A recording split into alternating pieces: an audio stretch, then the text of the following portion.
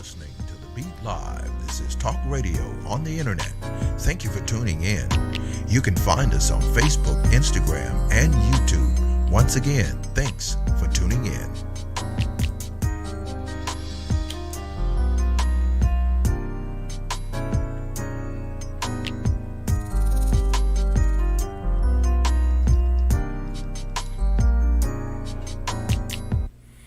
Hi, I'm Gerald Clover, hosting The Beat Live Talk Radio today.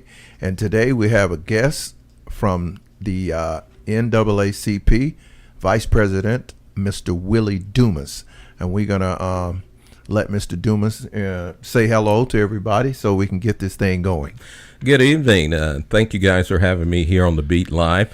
First of all, I'm Willie Dumas, first Vice President of the NAACP Macon local chapter here in Bibb County, and I'm certainly happy to be here on the beat today and kind of share with you some of the things that we feel are near and dear to the hearts of the NAACP here locally. Wow. Okay, can you give our audience some of the areas and things that you might be doing and some things to anticipate for the year of 2019?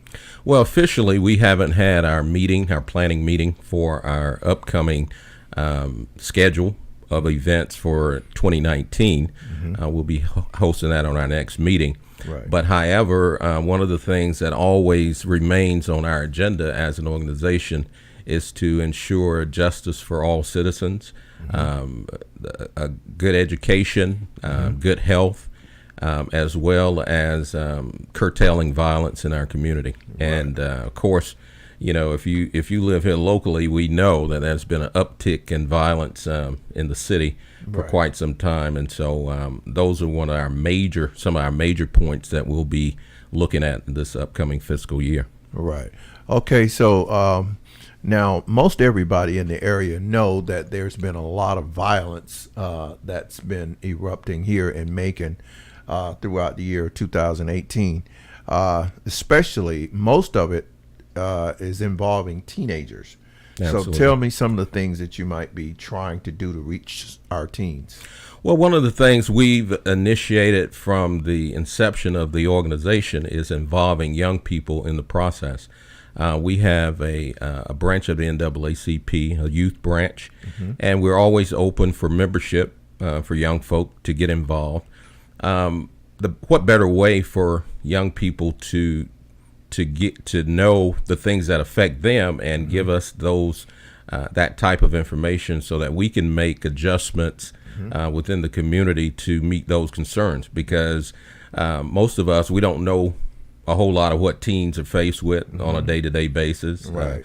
Bullying becomes a big factor in our school systems. Yes. We also have an uptick in weapons being brought into the schools. Right. And so all of these issues kind of culminate a stew of events that can overflow into our community very quickly if we don't kind of put a lid on those things. Right. Now, I got a feeling that some of these teens are getting guns on black market out of the streets. Somebody's buying these guns for these guys to have, and I think as a citizen of this town, this city, somebody needs to try to figure out how that's happening so that we can kind of do something to prevent these guys from getting weapons. Well, part of that has been addressed. We work very closely with the sheriff department here mm-hmm. in Bibb County, and some of the ways a lot of the teens are getting these weapons are from break-ins, home invasions, auto break-ins, right, those types of things, as well as, their parents' guns, right. And so the only thing that you have to have in place is an unruly teen who feels that they could use a weapon to mm-hmm. to be able to get whatever it is they want. Right. So when you start looking at the number of break-ins around the city, Dollar General, Family Dollar, all of these mm-hmm. places that have been targeted, mm-hmm. a lot of times they're using some type of weapon that they've acquired either from a break-in or something of that nature to commit these crimes. And that's something we need to seriously address. concerning the teens. And the other thing that crossed my mind is that how the teens are brought up, what's going on in their household. Is there any domestic violence in their household? Are there 20 parties a year at their household with a whole lot of people coming around doing things in front of them to entice them to want to be like that or do that? When, and most teenagers are impressionable. They see somebody doing something, they want to do it too. Exactly. What you find a lot of times, because I do work for the Department of Juvenile Justice, and I interact with a lot of the kids who are in the juvenile system. Mm-hmm. And when you speak with kids, they're very honest and, relating a lot of information to you. And sometimes we find that even though people have a two-parent household, because we talk a lot about single parenting and, the fact that there's not two individuals in the household right. That cause a lot of these events. But we have a lot of kids who have both parents in the household, but yet they get into things. Right. Now, I guess a part of that, we have to look at the psychological makeup. Mm-hmm. When we're looking at adolescence behavior, there's a lot of development that hasn't taken place with the young folk. Right. And because that hasn't taken place, they don't make good decisions, good rational decisions. And so we even sometimes make fun of the fact that many of us, in our older age, the reason we didn't serve in the juvenile institutions because we didn't get caught with a lot of things that we were doing. But promiscuity as relates to, robbery and just mischievous things now has afforded a lot of our young folk to end up, incarcerated and in juvenile institutions because of their behavior. Okay. And another thing before we go to commercial break, I wanted to ask you about the health issues that most communities and families have in this city, and how can we address some of that? Well, one of the big issues that nobody really talks about, particularly in this city and around Middle Georgia, is what we call blight.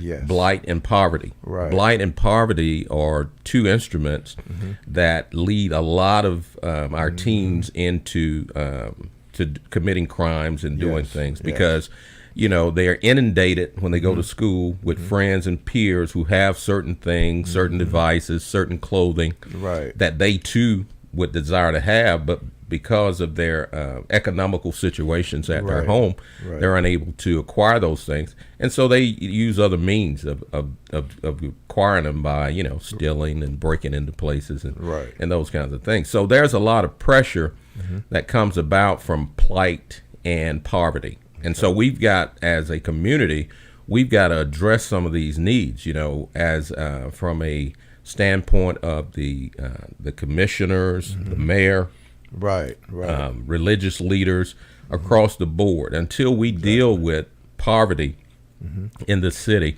we will yet be plagued with a lot of the things that we see from our young folk. So one other thing I was thinking about, how many homicides we've had for the year 2018. It reached 40, and it may be more. Absolutely. So all this that we've been talking about can somehow help to reduce the amount of homicides if people would just get involved. Absolutely. And I mean, when you really think about it, I mean, it's been said, and I always use biblical principles. It's been said that an idle mind is a devil's workshop. Yes. There has to be activities for these kids as well. Right. It's a wonderful thing. We have a brand new facility right here on the east side of Macon, the Rosie Jackson Center. Yes. It's a wonderful center. Yes. And I'm believing that it has made a major impact in this area to give young folks some things to do, and I'm sure that there are greater things that can be done through the use of that facility to help alleviate that. But we have to, recreational wise, provide things for children to do. Exactly. Because when they're sitting around at home and like I said, they got these idle minds, the devil kind of plays with their mind, and so they end up doing things or getting involved in things they shouldn't be involved in. And so that causes, a lot of the issues that we see. Right. So, what we have to do is to probably come up with some kind of concept to entice the teenagers and young people to want to do something other than sitting around the house playing video games or sitting around texting on their telephone. Right, and you brought up a very interesting issue on our previous show. We have a show called NAACP Truth that's ran every Saturday. And on our show, we had a therapist on this past week, and we were talking about the effects of video games, particular violent games, Right. Yeah. and how they affect teens' psyche and Yes. other things, Right. unbeknownst a lot of times to their parents. Right. If you notice, if you have young teens that are in your household or in your family, they wear headsets a lot. Right. Right. And when they're wearing those headsets, if you would just take the time to really just listen to what they're listening to, Right. you'd be very appalled in most Right. cases. Right. The language is very graphic, Right. as well as some of the video games, Yes. the Yes. visuals. Yes. You've got shooting scenes, you got bloody scenes, Yes. that are taking place, and a lot of these things work on the psyche of our young folk. Yes. And definitely. and so it kind of rolls over into their activities, in the Yes. community. So Yes. we've got to be conscious of the fact of all the contributing factors that kind of add to the end product of what we see. Right. Right. Well, okay, we're gonna at this point take a little break, and we'll come right back with Mr. Willie Dumas of the NAACP. You're listening to The Beat. You're listening to The Beat Live. This is talk radio on the internet. Thank you for tuning in. You can find us on Facebook, Instagram, and YouTube. Once again, thanks for tuning in. You're listening to The Beat Live. This is talk radio on the internet. All right, we're back with The Beat Live. I'm Gerald Clover, and we're talking with Mr. Willie Dumas, Vice President of the NAACP here in Macon, Georgia. And we're talking about some of the issues that we have here in our own city of Macon, Georgia, and our surrounding communities.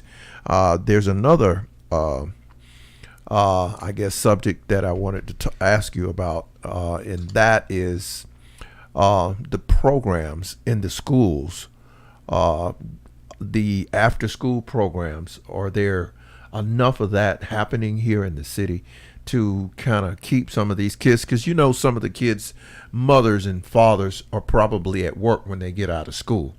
So Correct. these are some things that could keep these kids from going home by themselves or going to somebody else's house or hanging out with some other guys that they shouldn't be until their parents get off from work.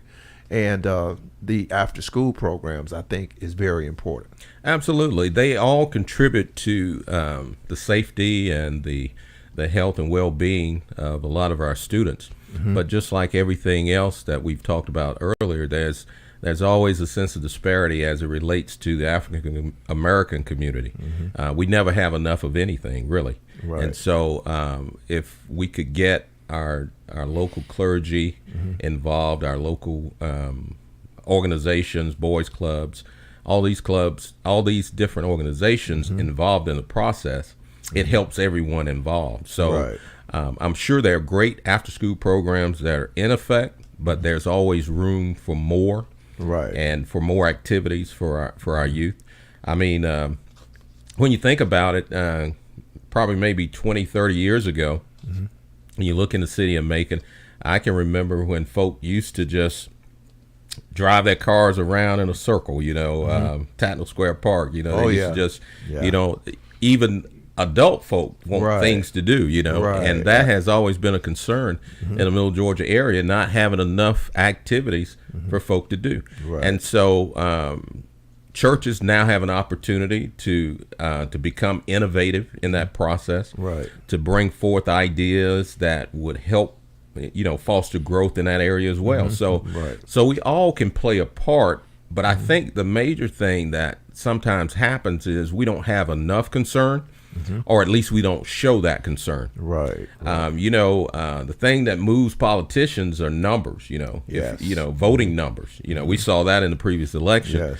And so when we're not gathering in numbers, voicing a concern, then to the status quo, it means that everything's okay. Everything's hunky-dory. Nobody's complaining. Right. It's the squeaky wheel that gets the oil. And many times we're not making enough noise about various things that affect our community. And so we need a voice in doing so. Right. So, and another thing, we initially needs to kind of gather our parents maybe once a month, some kind of forum, to talk about all the stuff that we're talking about to the parents. Because once a kid go out and shoot somebody and kill somebody, their life is over almost. Absolutely. And see the ramifications of that. These kids ain't even thought about that. So if we teach the parents and let them know the real ramification of what is going to happen to their child, if that happens, some of them know that, but they don't talk to their children and teach that to their children. So can you give me a little insight on that? What Absolutely. I mean, I'm glad you mentioned that, really, because we get on our soapbox as an organization all the time, and we wonder, why press conferences we only have a few people that show up. When we call town hall meetings, there's only a few people that show up. Right. And it seems that people don't really take an interest in anything unless it becomes tragic. And so the preventiveness that the organization tries to put into play, sometimes it's not as effective because people rather for something to happen drastic and then they show up. Right. I'll give you a prime example. The merger between Navicin Health and Atrium Health. Right.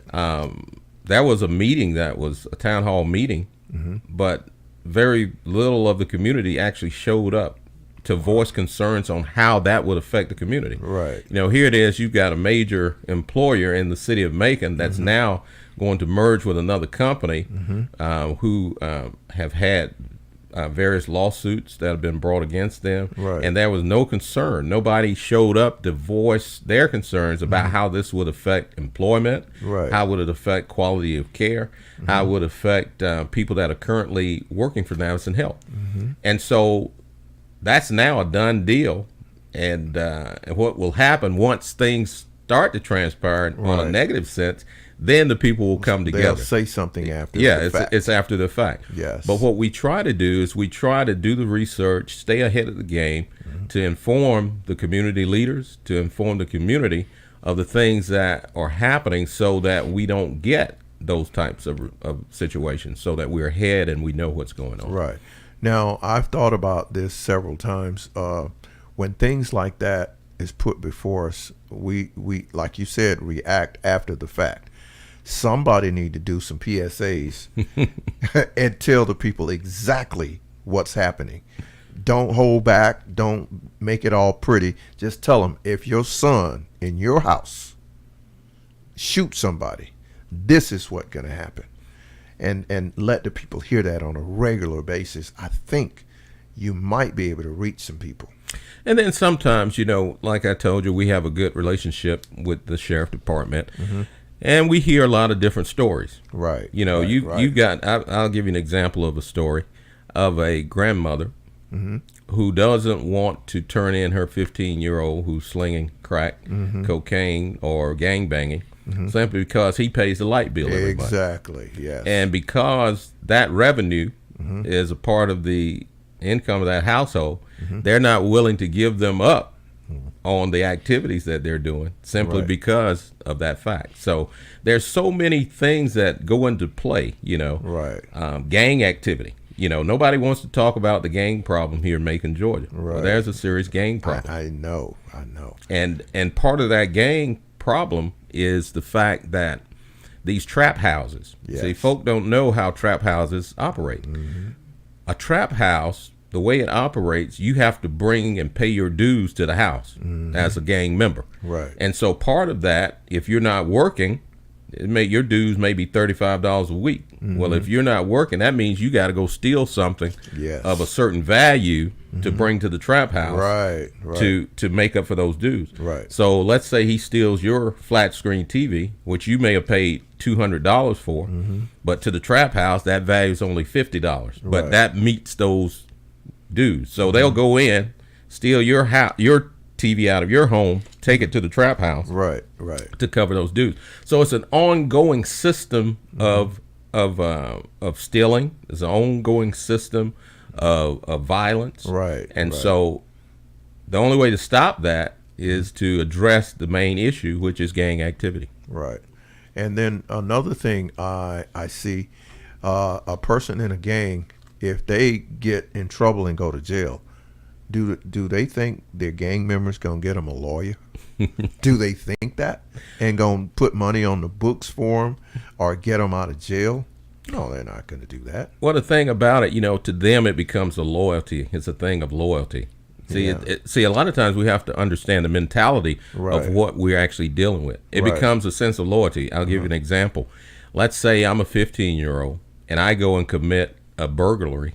Well, if I commit the burglary, I'm going to get less time than that individual. Right. As an 'Cause you're adult. young. Yeah. Absolutely. Right. And so what they tend to do, sometimes the younger person will take the rap for the older person. It gives them a higher ranking in the organization. Right. But at the same time, it beats the system. Right. And so this is the mentality that we're dealing with a lot of the kids and the crimes that they commit. Right. Do grandma know that if her son is selling drugs out of her house that she can go to jail too? Apparently she don't know that. Grandmama is willing to take the risk. Well, they need to be locked up. If she get locked up, she won't do it again. Absolutely. But I think, when we really, when the rubber really meets the road, Right. there's got to be a lot of education Yes. that's given in our community. Yes. And there has to be a buy-in from the community to have a need to put not only just a Band-Aid Right. on the problems that we're facing, but to get to the direct root Right. of the issue. Oh, that's great. Now, how many churches do y'all visit per month? Per month, I would say maybe, it depends. President Westbrook's, a lot of times she'll do some things on her own to kind of meet with various leaders in the church. Okay. And so I would say on an average, at least twice a month, I would think. Right. We have various ministers that are part of the NAACP Right, who are regular members. Right. And so most of the churches host some of the public forums that we have and that we subscribe to in the community. So churches are involved. I think many times, many churches are afraid to get involved with organizations such as the NAACP because sometimes they feel that they're going to lose their federal funding one way or the other by taking political sides or views.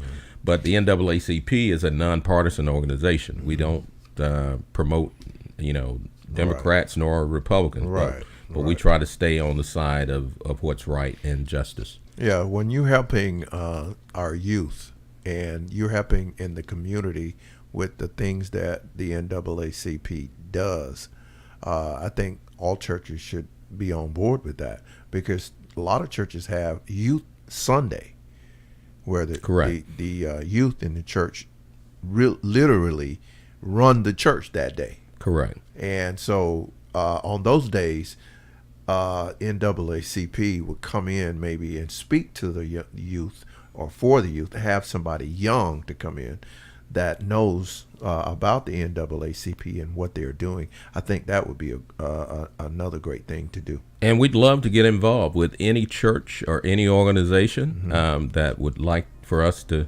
come in as that presence. And they can reach us at 905 Main Street here in Macon, Georgia. So we look forward to them giving us a call. You got a number?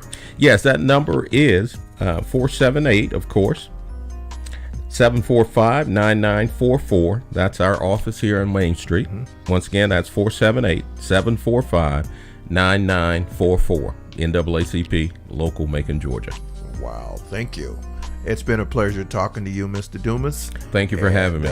We really hope to see you again sometime soon. Absolutely. Thank you. Uh-huh.